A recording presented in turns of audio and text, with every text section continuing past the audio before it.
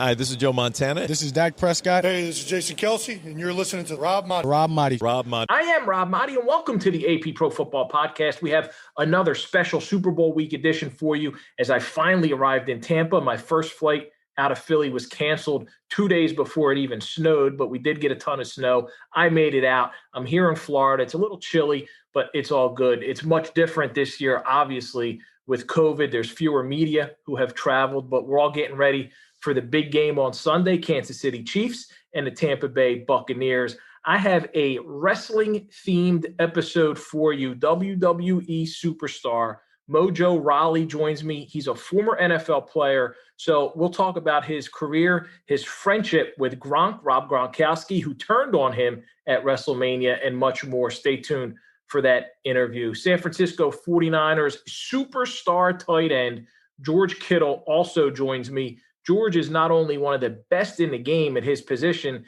he's also a huge WWE fan. And I think he may just have a future in wrestling when he's finished playing football. Also, we'll talk to Miami Dolphins wide receiver Mack Hollins, who will chat about winning a Super Bowl his rookie season with the Philadelphia Eagles. We're going to kick it off with Mojo, and toward the end of the conversation, you're going to hear from Justin, who is a Special Olympics athlete. Those two are doing great things for a great cause. Here's my conversation with WWE star Mojo Rawley. Mojo, before you became a WWE star and a champion, you played in the NFL with the Packers briefly and the Cardinals. What was that experience like for you, man, and how did it prepare you for your new career? Oh, man, making it to the NFL was definitely a dream come true. You know, playing college ball at Maryland as a transfer from a Division III school as a out-of-state walk-on. I mean, it was a tough come-up, and then going to Green Bay undrafted. Actually made my way on the team as a tryout. I think there was 25 of us trying out. They kept 3 of us. It was an unbelievable path, one that you certainly can't expect coming up the way that I did. And it was just awesome to be able to make the team while trying out for the team. It was an unbelievable experience, one that I had a great time with. Playing on Lambeau was something else. And yeah, like you said, it brought me all the way to the WWE. I kind of had an injury after the Cardinals, and I had a little time there to reevaluate and, you know, decline the contract. I had to go back to the NFL and come here to the WWE and never look back. Been having a great time with it. You know, football, very physical sport. Physically tough. It really challenges you, but it prepares you, you know, for other careers, you know, like the WWE, which are, you know, just extremely physically demanding. But it's been an awesome journey, and one that I'm glad went exactly how it did. What made you give up those offers to go back to the NFL? And I know you had maybe some opportunities also to work in business and financial services. What made you say, hey, you know what? I'm going to go for it. I want to be a wrestler. Well, being a WWE superstar was the first thing I ever wanted to be. Watching as a young kid with my dad and my brother every week, you know, trying all the moves on each other until we get, you know, grounded and sent to our rooms and whatnot. But, I mean, it was the first thing I ever wanted to do. But, you know, you can't sign up for that for the WWE in grade school, you know. So I went the football route and was fortunate enough for it to go pretty well. So that's why when I had this opportunity, it kind of crept up out of left field. You know, I was prepared to either go back to football or even move on to finance. Worked really hard in school, got my bachelor's and my MBA from Maryland early, and interned for Morgan Stanley throughout a kid. So I had these options that I worked very hard for, and I had a whole life preparing myself for. And in the end, you know, I took the one that I had no background in, no prepping, no training, to start over from scratch when I'd already come that far. But you know, like I said, this is what I wanted to do and the first thing I wanted to be. And I'm so happy I did, because I thought football was for me. I thought finance was for me. The WWE really is for me. Well, you and I have similar family backgrounds. And when I told my parents I was going to pursue a career in sports, they were like, what are you doing? You know, be a lawyer, be a teacher. You can never make a career out of sports. And here I am 20 years later, still doing it. What did your parents think when you said, you know, I'm going to wrestle? Well, actually, when I first wanted to play football, my mom wouldn't let me, even though I was like the biggest kid in school. She thought I'd get hurt. So my football career got delayed a little bit. But, you know, my family's always been really supportive. And, you know, even though to them, you know, the WWE might have come out of left field a little bit, anyone, like, my family or people from back home, my grade school teachers.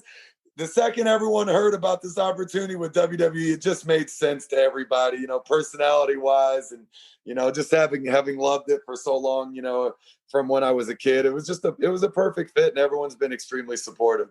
Now, when you played football, you played the defensive line. When you look at this Super Bowl matchup and you see the Buccaneers, the Chiefs, do you see either team having an edge up front? There's a lot of talented guys on both sides of those lines.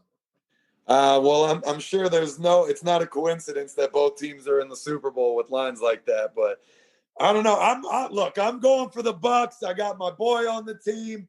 We're pulling from them. The Chiefs do really scare me. There's so much talent over there. I mean, shoot, Chris Jones on the Chiefs D-line. I mean, he's a buddy too. That guy's unbelievable. I mean, the things that he's done over the years. I think maybe Travis Kelce and Mahomes get a lot of the credit here, but a guy like that, I mean, he's even underrated for what he's accomplished so far. But I don't know, man. I'm going Bucs all the way. Gronk and Brady gonna tear it down for yet another one. All hyped up about it.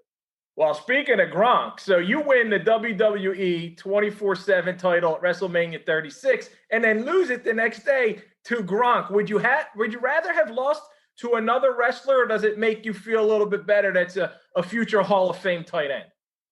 Well, isn't that some ish, man, right there? I bring my buddy in to WrestleMania, to my job, and then when I'm getting jumped by 15 people, he dives off the ceiling to take my title back from me. Wasn't happy about it, but like you said, if I had to lose it to somebody, I'm glad I lost it to my best buddy. Also means he's got a receipt coming his way. So I don't know, bro. That might be how the Bucs lose the Super Bowl. If he catches one from Brady, gets to the 1 yard line, and then Mojo Rawley comes out of left field and clotheslines his head off to give the Chiefs the win. I don't know. That's poetic justice, if you ask me.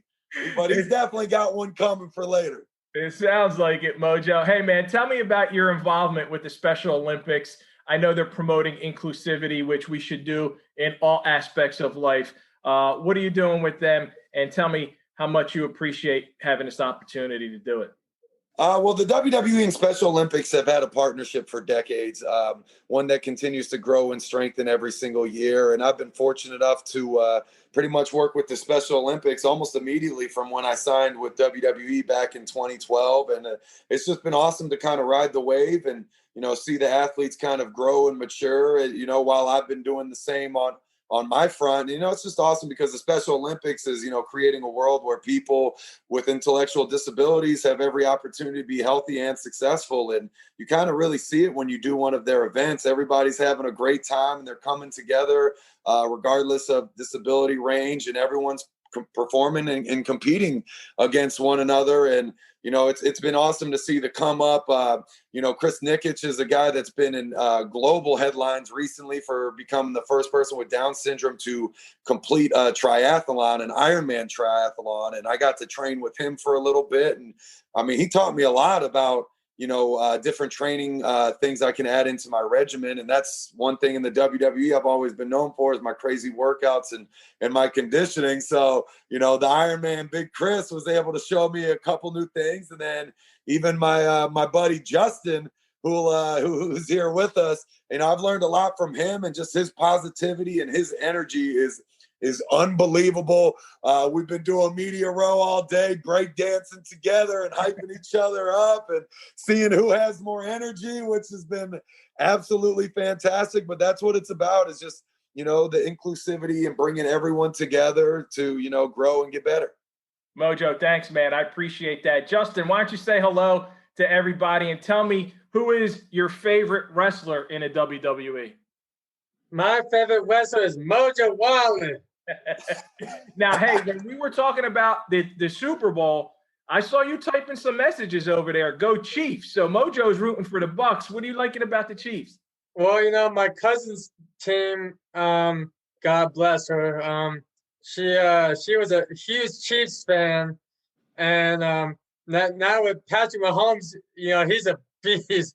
It's the up and coming. Here's the matchup. It's the up and coming versus the best of all time.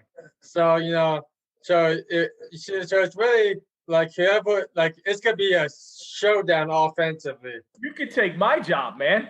If you wanted to be on the other side of this, dude, you know your sports, you know your football. Thank you, but I know you guys got to run. You got a ton to do. I got to catch a flight to get down there to Tampa for the Super Bowl. So, Mojo, thank you, man, so much. Appreciate it. God bless you, and have a safe trip, and have a great time at the Super Bowl. Thank you. I'll see you in Tampa, brother. I'll be right behind you.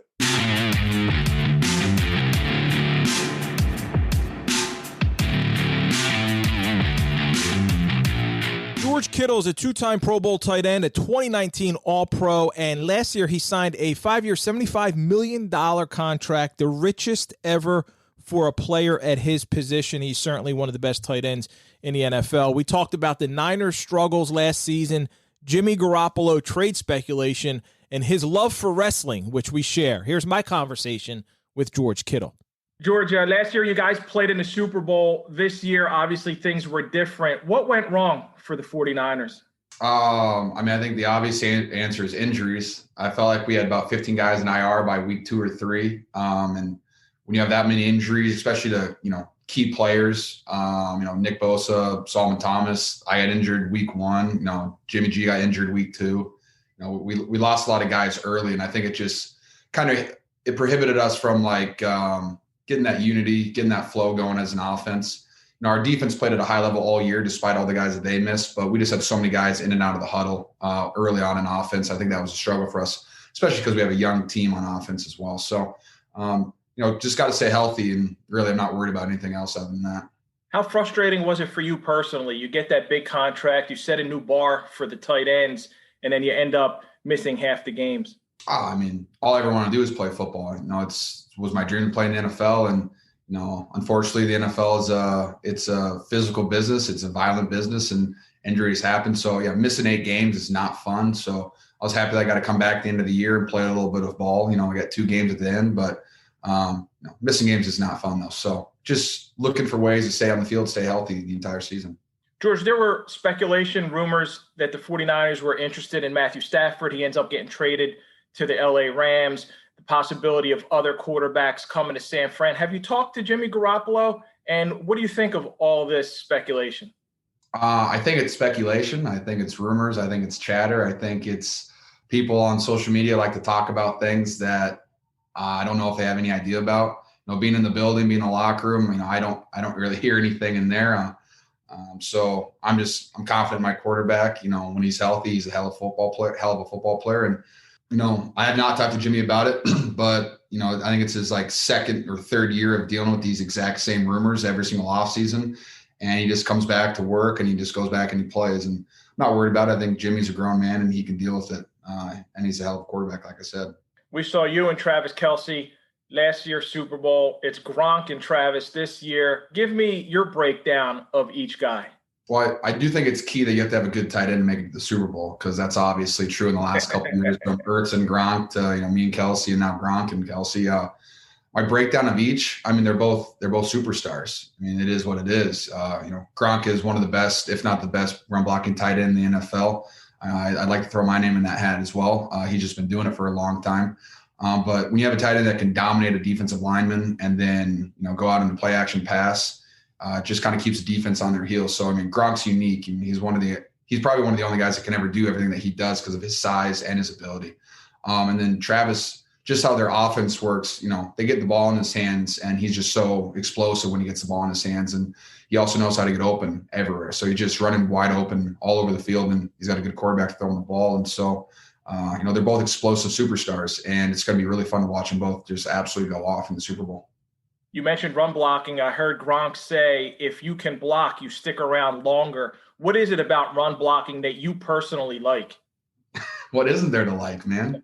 Everything about it's amazing. My favorite quote is moving a man from point A to point B against his will is the greatest feeling you ever feel. And I 100% believe in that, because when you take a 290-pound defensive end, you drive him back 6 yards or plant him on his back, it's a very thrilling experience. But at the same time, if you're good in the run game, it opens up everything in the pass game. And offenses that use a lot of play action, when you're dominating the run game, linebackers and safeties have to step up a little bit, come down, and then all of a sudden you're running behind the linebackers and you're getting a ball at 10 yards, being able to rumble and tumble downfield for an extra 30. So yeah, the run game is the best part of football. George, I read that your dad, Bruce, writes you a letter before each game that you read on the bus on the way to the stadium. When did he start that, and what kind of messages is he giving you? Wow. He started that my freshman year of college, really, or my first year. So my redshirt freshman year when I started playing at Iowa. But it started as more of just a way for like him to, stay in contact with me. Cause like when your kid goes to college, like you stop talking as much because the kid's so busy, hanging out with his friends and playing football and all that stuff. And so it was just a way for him to stay connected with me. And then over the years, the letters evolved and, just it became a part of my routine, and my routine is something that I'm very strict with. And I try to keep it consistent as I can. And so when I got to the NFL, he's like, do you want me to keep writing letters? I was like, you're not going to stop, because it's part of the reason why I'm here. And the letters consist of, it's everything from a personal note from my dad. He breaks down the opposing team that we're playing, the stadium, the fans, gives a little history report on it all. It's anywhere from like a 3-page to a 10-page paper, depending on the game. But it's full of like images and stuff like that too. Somehow correlates every letter into like a movie or a book that we read and or watched together growing up. So they're always really fun. It's kind of a nostalgic trip every single time I read a letter. That's really special, man. George, I know you're a big wrestling fan, so I got to ask you, are you more jealous of Gronk's Super Bowl rings or him winning the WWE 24/7 championship at WrestleMania 36? Super Bowl, but it's a close second, I would have to say. I'd love to win a belt in WWE. That'd be really fun. I already said I would jump through a table, so I'm just trying to double down on that so I get an invite. I grew up in the Hulk Hogan era, and my all-time favorite is Ric Flair, the Nature Boy. Who's your guy? Stone Cold, The Rock? I know he tweeted at you, and that would be pretty cool. All time, yeah, Stone Cold and The Rock are very high up there just because they're superstar personality and how different they are, but how everybody loves them. I just think that's awesome. Current date, Seth Rollins is my guy because he's from Davenport, Iowa. I got to go to his wrestling school a couple times. So, but I like the product that's out there right now, and I appreciate it. But hey, your favorite's Ric Flair. Charlotte Flair is the best women's wrestler in my opinion. So yeah, apple doesn't fall far from the tree. She's pretty talented. That's awesome. George, tell me about Bolt 24 by Gatorade, how you've been incorporating Bolt 24 into what you do in the off-season, part of your routine. Well, I'm really excited to be working with Gatorade. It's a company, it's a product that I've been using my entire life. And so just the opportunity to work with them is pretty special, and it, kind of feels like a dream. Yeah, drinking Bolt 24, it's the good stuff. It's how I stay hydrated 24/7. My favorite thing about it is it's made with watermelon water and no artificial flavors or sweeteners. And so you can kind of drink it 24/7, which I think is really cool. And it's not unhealthy. There's not too much sugar in it, but allows you to stay hydrated and at the top of your game all the time. Well, I saw their logo behind all the guys during media day the other day at the Super Bowl. So now we know a little bit more about it, and everybody can check it out at drinkbolt24.com. George, an absolute pleasure, man. Thank you so much for spending a few minutes. Hey, thank you so much. It was a pleasure.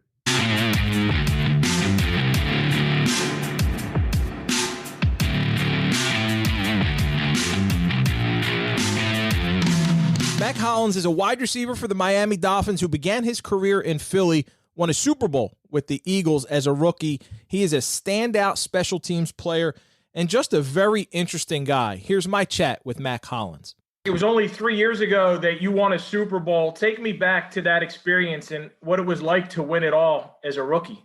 Looking at it now versus when I was a rookie, it's two completely different views. As a rookie, you think it's supposed to happen every year. You think you're going to go back every year from then on, and it wasn't as hard to get there as it actually was. And now that I'm, 3 years down the line and haven't gone back, it puts it into perspective just how special that year was and how amazing it was. So I'm super grateful that I was able to pull that off because I had teammates on that team that were 15, 16 years in the NFL and never been to the playoffs. So to get a Super Bowl that early is something that very few people can say.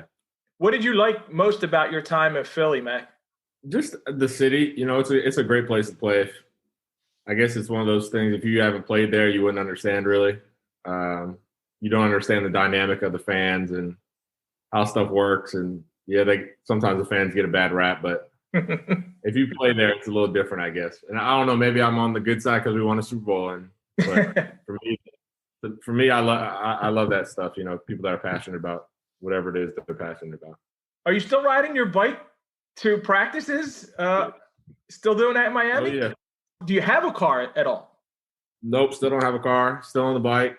I have a few more bikes in the collection now. So. Well, you ended up in Miami in 2019. This year, you guys came close to this season. You came close to making the playoffs.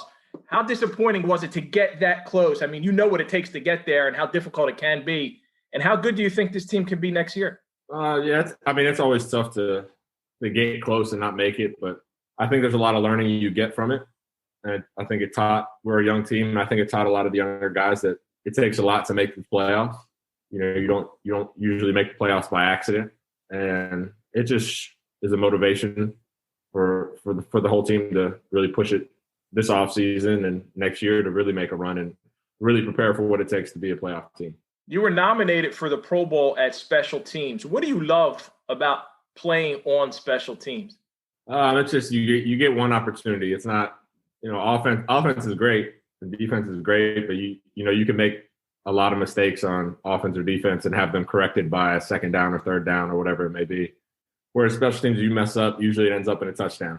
So it's just that desire to want to do it. A lot of people just don't want to do it. But I do. I enjoy it. The one play, you get to talk trash to a guy for one play, and if you beat him, he's not going to be able to say anything back for, another 10, 15 minutes when next time there's a special team. So, you can really get in guys' head.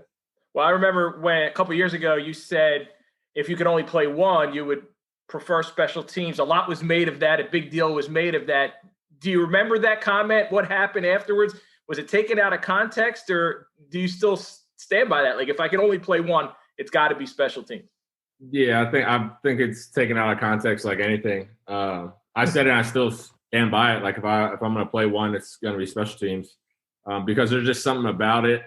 Like, I've played in games, like I've been the starter on offense, but I get taken off special teams and I don't play as well as if I were to be the starter on special teams and offense at the same time. There's just like a mentality, I guess, when you're still playing special teams, I guess that dog or something in you. Whereas when you only play offense, at least for me, I just feel like, I don't know, I don't have an edge as much as I do if I play special teams and offense at the same time. You've played with Carson Wentz, Nick Foles, Ryan Fitzpatrick, now Tua. Besides talent, Mack, what do you think makes a quarterback a great leader? I think it's how they prepare. And I've been lucky to play with all those guys that prepared so well and they understand the game so well. And that's what makes you a leader, is guys trust you and know that you're going to be a quality player versus a guy that's not prepared. Nobody's going to want to stand behind you and say, oh, that's my quarterback, when you don't know if he's even ready for the game or if he knows the calls or if he understands changes in defenses that are going to affect the team. So it's all about preparation, really. And I've been pretty lucky to get four guys that all love the game and prepare like it might be their last game. So, do you stay in touch with Carson? Things kind of went sour this past season, and a lot up in the air right now. Uncertainty about his future, whether he's coming back to the Eagles, maybe he might go somewhere else. Do you stay in touch with him? And what do what's that relationship like? Yeah, I still talk to all the quarterbacks, Fitz, Tua, Nick, and Carson. Still stay in touch with them, and I'll see them in the off season. So yeah, I'm still in touch with all those guys. Tell me about your involvement with Special Olympics, what it means to you, and how you're trying to help out. Yeah, Special Olympics has been so incredible. Obviously, my guy Nick, me and him actually met when I was in Philly at an event, and we've been friends ever since. And it's been great to kind of have that relationship grow, and him teach me a lot about what Special Olympics is and what people think it may be and what it actually is, and how important inclusion is and how important it is that Special Olympics is more than just sports. It's health, it's leadership, it's so many different facets that people just think, oh, it's one thing. No, it's actually a lot of things, and it's such a great cause. And I don't know anybody that's ever done some Special Olympics event and been like, it's not for me. I don't know if I want to do it. So in my mind, go to specialolympics.org. Go to @Special Olympics on Twitter and Instagram and find out more information and find out what's near you that you can join, because it's really a life-changing experience. And like Nick knows and I know just how special it can be. I love that, man. Everything should be about inclusivity, right? Especially in this day and age with so much division out there. Hey, Mack, thank you so much, man. Appreciate your time. Thank you.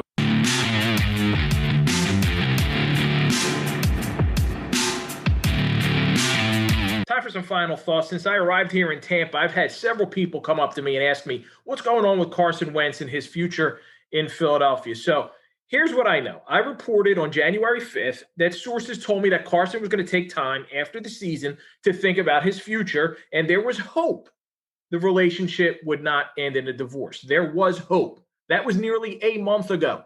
Since then, the Eagles have fired Doug Peterson. They've hired Nick Sirianni. And Carson, he still hasn't spoken to reporters since after he was benched in a loss at Green Bay on December 6th. So the notion that the Eagles fired Peterson to please Carson just is not accurate. It was never about Carson versus Doug, and I reported that a month ago. And in my report, I said he has a strained relationship with the organization. Now, that concludes my reporting portion of this discussion. So I'm going to tell you what I believe. I have said my opinion is that Carson needs a fresh start. Now, that's not a report. That's my opinion. And it's based on several factors and some conversations that I'm going to keep to myself. I've also said the Eagles are in rebuilding mode. Just look at them. They're a 4-11-1 team. So when you're in rebuilding mode, I believe going with Jalen Hurts or another young quarterback might be the team's best option. That's my opinion. However, it makes sense to me from a business standpoint if the Eagles wanted to keep Wentz and see if a new coaching staff and a new offensive system can get him back to 2017 form or even that form that we saw December 2019. Now, they've invested a ton of money in him, so I can understand that from a team perspective.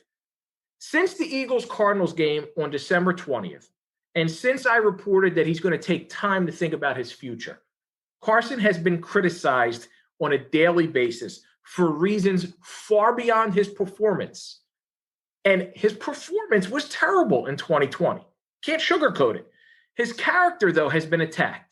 And people have speculated 9,000 different ways. What is he thinking? How's he feeling? What's he doing? Why isn't he talking? All that stuff.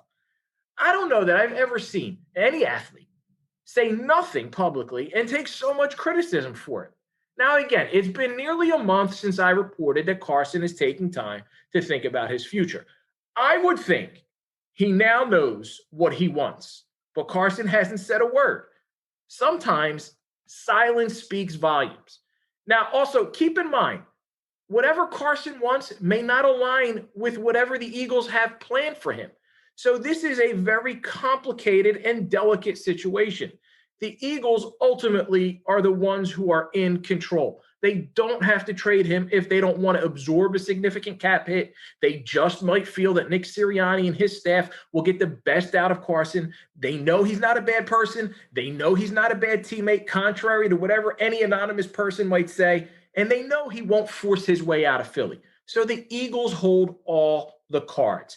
That's it for another special Super Bowl 55 episode of the AP Pro Football Podcast. Thank you to WWE star Mojo Rawley, George Kittle, and Mack Hollins for joining me. Please take a minute to subscribe to the show on iTunes or wherever you get your podcast. Share, leave a review, tell a friend, and stay tuned for more episodes this week from Tampa. Until then, I'm Rob Maaddi, reminding you, make a difference, be a blessing.